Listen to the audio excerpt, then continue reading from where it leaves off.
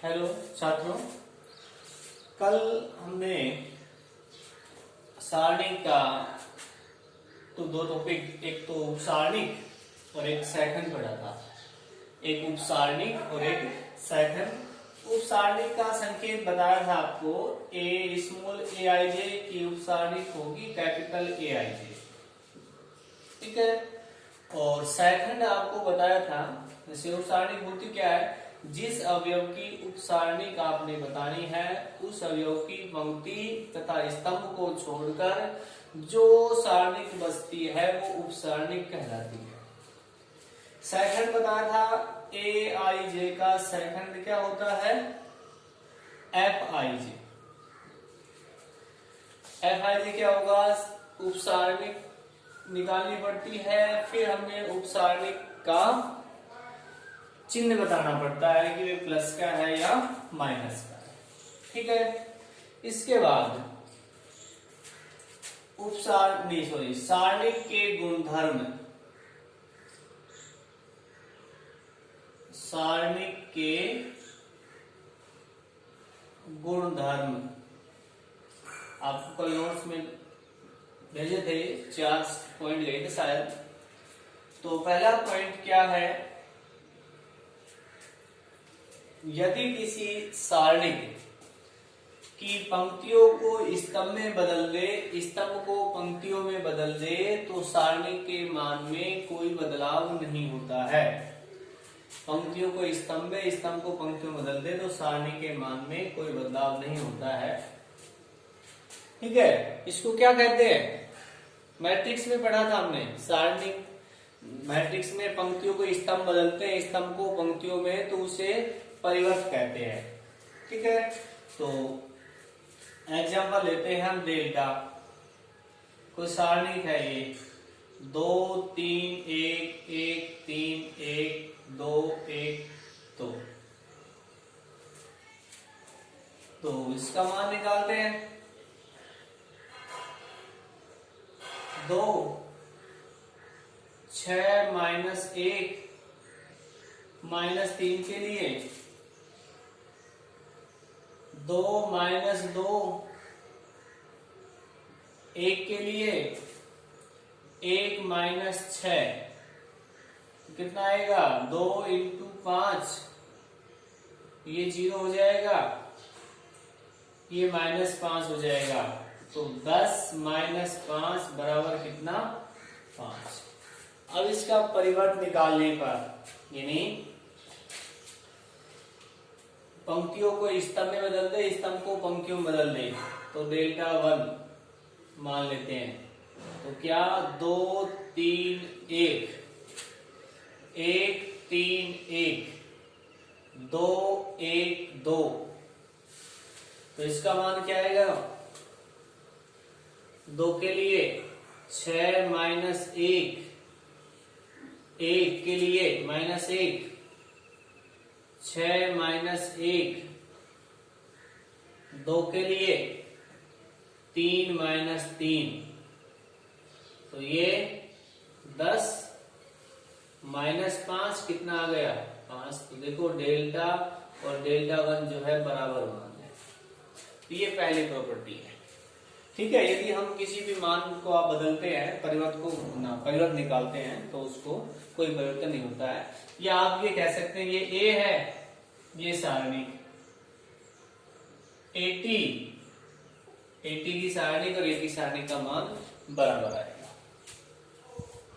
दूसरा पॉइंट ये बताया था, यदि एक सारणिक की किसी एक पंक्ति को या किन्हीं 2 पंक्तियों को परस्पर बदल दे, कि पहली पंक्ति को दूसरी पंक्ति के स्थान पे कर दे, दूसरी पंक्ति को पहली पे, या पहली को तीसरी पे कर दे, तीसरी को पहली पे कर दे, या स्तंभ को C1 को C2 में बदल दे और C2 को C3 में बदल दे, किन्हीं को, तो सारणी का मान में ऋणात्मक चिन्ह का अंतर आ जाएगा। जैसे यही ले लेते हैं एग्जांपल, कि भाई डेल्टा बराबर में आपको दिया है 2 3 1 1 3 1 2 1 2। डेल्टा का मान आपने निकाल लिया, कितना आया 5। अब क्या करते हैं, अब लिखते हैं R1 implies R2। इसका मतलब क्या है, R1 को R2 के स्थान पे लिख रहे हैं और R2 को R1 के स्थान पे लिखो। तो ये अवयव कहाँ जाएंगे, इसके स्थान पे। तो 1 3 1 2 3 1 2 1 2। निकालो इसका मान।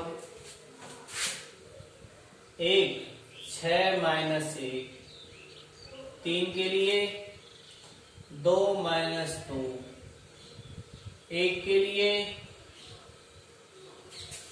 2 माइनस 6, कितना 5। और ये हो जाएगा 2 3 1 1 3 1 2 1 2। तो ये आ जाएगा 3 6, सॉरी ये 2 दूनी 4, 5 3 मल्टीप्लाई 2 और ये हो जाएगा -4। 5 माइनस 6 माइनस 4 कितना आ गया, देखो किसका अंतर आ गया, माइनस का अंतर आ गया। ठीक है, तो किन्हीं भी पंक्ति या स्तंभ को आपस पर बदलेंगे तो उससे सारणी के मान में माइनस का अंतर आ जाएगा। अब तीसरा पॉइंट, तीसरी प्रॉपर्टी क्या लिखाई दी आपको, तीसरी लिखाई दी, हाँ, कोई सारणिक है, उसकी कोई दो पंक्ति या दो स्तंभ के संगत अवयव समान है, संगत अवयव समान है, तो उस सारणी का मान 0 होता है, यानी हमें उसको निकालने की जरूरत नहीं पड़ेगी। कोई मतलब 2 3 5 4 3 1 2 3 5, इसका मान निकाल के देखो तो क्या आएगा, 15 माइनस 3 20 माइनस 2 12 माइनस 6, 2 गुना 12 3 गुना 18 5 गुना 6 24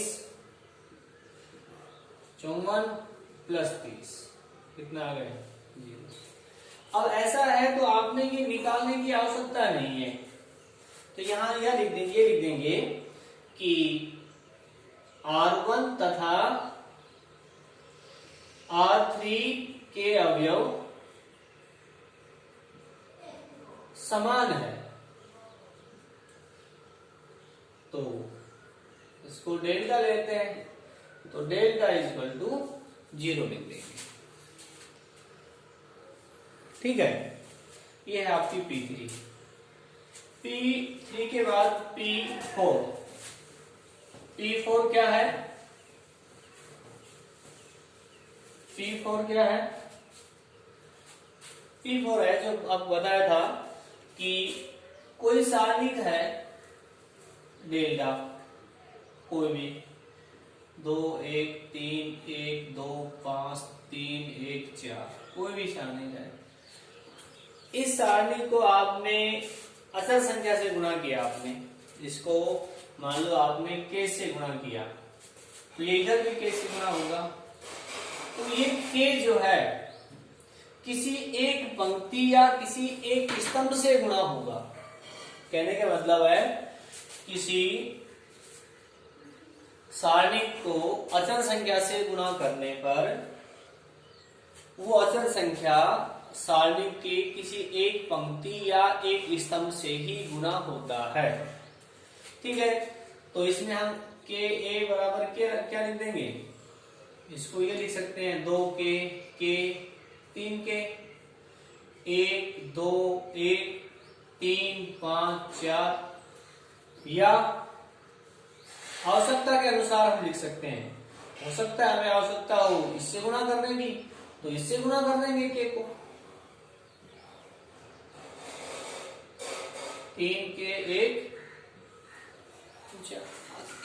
किसी भी एक पंक्ति या किसी भी एक स्तंभ से हम गुणा कर सकते हैं।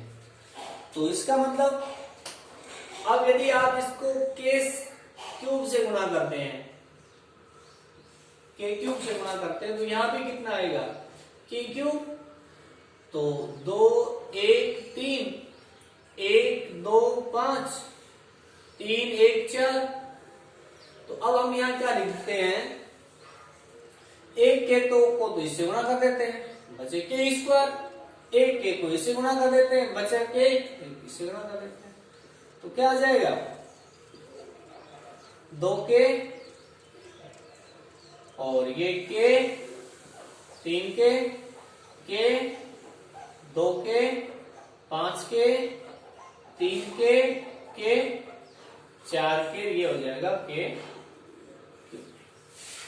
इसका मतलब यदि आपने सारणी के प्रत्येक अवयव को किसी अचर संख्या से गुणा कर दें, यदि सारणी के प्रत्येक अवयव को किसी अचर संख्या से गुणा करते हैं तो सारणी का मान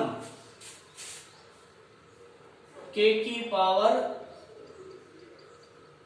n गुना हो जाएगा। कहने का मतलब n क्या है, कितनी कोटि की है भाई, हो सकता है 2/2 की हो, 2/2 की है तो हम के स्क्वायर से गुणा करेंगे, 3/3 की है तो के क्यूब से गुणा करेंगे, और 4/4 की हो तो के की पावर 4 से। ठीक है, तो चौथी प्रॉपर्टी क्या है, किसी सारणी के प्रत्येक अवयव को किसी अचर संख्या से गुणा करते हैं तो सारणी का मान k की पावर n गुना हो जाता है। ठीक है, अब ये तो रही बात आप प्रॉपर्टी। अब ये काम में कहां आती है, ये काम में आती है कि मान लो आपको ये एक सारणी दे दी, 2, 4, 6, 3, 1, 5, 2, 1, 3। अगली स्टेप में आप ये लिख सकते हैं कि भाई कॉमन आ रहा है, इसमें से कॉमन आ रहा है।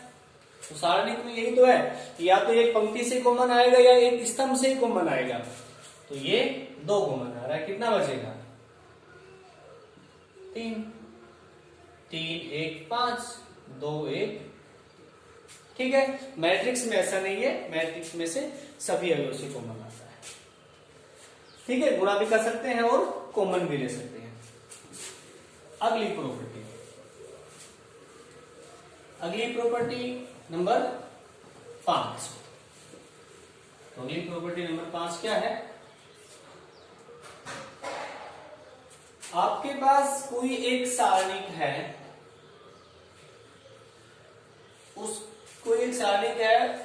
उसकी कोई पंक्ति या स्तंभ 2 पदों के योग के रूप में लिखा हो।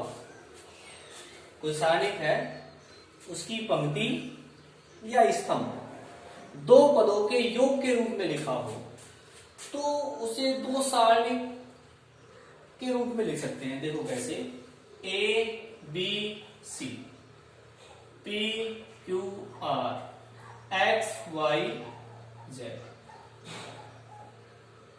ये हो गया λ1, λ2, λ3। ठीक है, तो ये आपका क्या है, इसमें C3 2 पदों के योग के रूप में है, 2 पदों के योग के रूप में है। तो इस सारणिक को हम क्या लिख देंगे, अलग अलग, A, B, C, P, Q, R, X, Y, Z plus यहां आ जाएगा A, B, P, Q, X, Y, और ये λ1, λ2, λ3।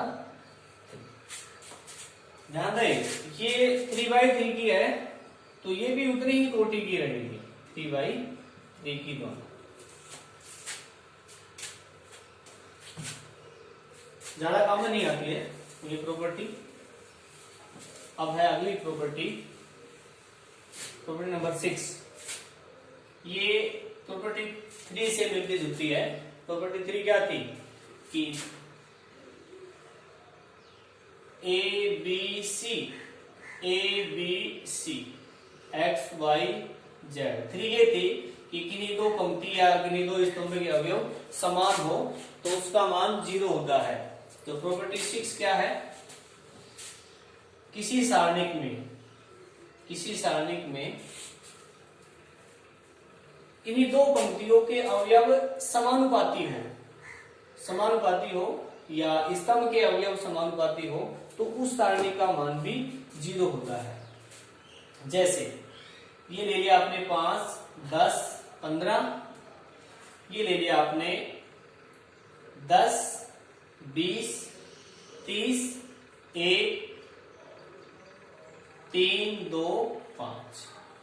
इस सारणी का मान हम निकालेंगे, वैसे 0 आएगा। और यहां देखें क्या R1 तथा R2 के अवयव समानुपाती है।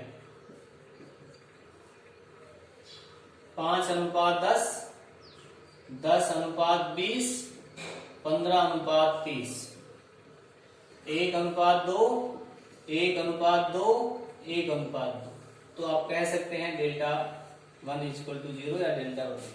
ठीक है, आपने बस ये लिखना है R1 तथा R2 के अवयव समानुपाती है, अतः डेल्टा बराबर में 0। ये करके नहीं दिखाना है, सिर्फ लिखना है कि ये अवयव समानुपाती है। ठीक है, ये प्रॉपर्टी 6 हो गई। प्रॉपर्टी 7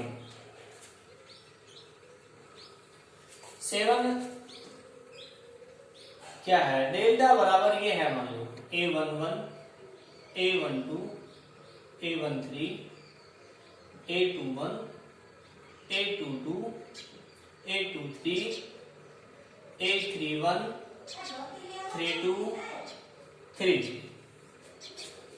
ठीक है, कल आपको ये बताया था सारणी का मान डेल्टा जो होता है A11 F11 plus A12 F12 plus A13 F13 कि वो अवयव उसका सेकंड का गुना किसी भी एक पंक्ति या स्तंभ, ये बताया था कल आपको।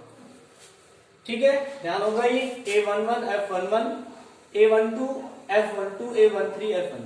यदि इसको उप सारणिक में लेते हैं तो ये हो जाएगा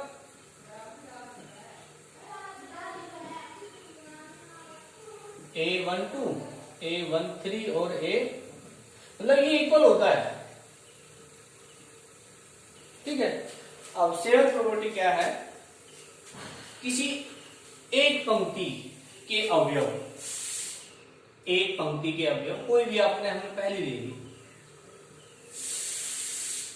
इसको किसी दूसरी पंक्ति के सेकंड से गुणा कर दे।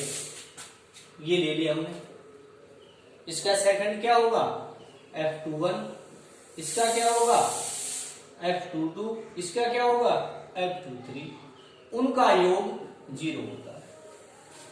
यही बात स्तंभ में, किसी एक स्तंभ,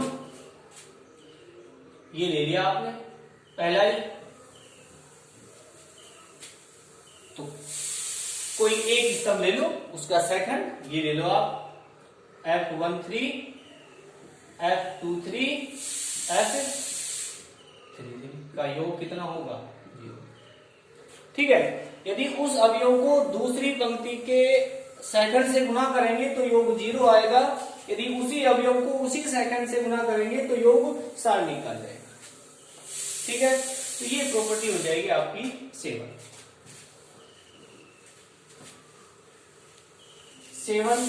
प्रॉपर्टी के बाद आपकी लास्ट प्रॉपर्टी है 8 नंबर की, जो सबसे ज्यादा काम में आएगी और मेन यही है।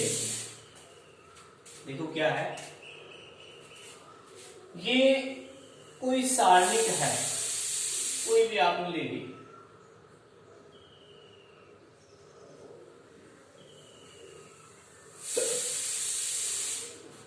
सारणिक है। यदि किसी सारणिक में किसी एक पंक्ति के अवयव, कोई एक पंक्ति ले ली आपने, R1 ले ली या R2 ले ली, कोई एक पंक्ति R1, पंक्ति के अवयव में कोई दूसरी पंक्ति के अवयव को किसी अचर संख्या से गुणा करके इसमें जोड़ और घटा सकते हैं, तो सारणी के मान में कोई अंतर नहीं आएगा। थोड़ी ध्यान से सुनना है, मैं इसमें लिखवा दिया आपके नोट में, बारीक से उसको पढ़ना है। क्या ये पंक्ति है R1, इसमें R1 में कर रहे हैं तो R1 में कोई दूसरी पंक्ति R2 को गुणा कर दे कैसे और इसमें जोड़ दे, तो कोई भी प्रभाव नहीं पड़ता है सारणिक के मान में। यही बात आप स्तंभ में भी कह सकते हैं। ठीक है, क्या किसी स्तंभ C2 ले लिया, C2 में कोई दूसरा स्तंभ को जोड़ दे, क्या हो सकता है इसमें 2 का भाग, ये आवश्यकता के अनुसार होगा। ठीक है, आर्डर प्रॉपर्टी क्या है, किसी सारणी की किसी पंक्ति में या स्तंभ में किसी दूसरी पंक्ति के अवयव को अचर संख्या से गुणा या जोड़ कर सकते हैं, सारणी के मान में कोई बदलाव नहीं आता है। देखो इसमें एग्जांपल लेते हैं, इसी में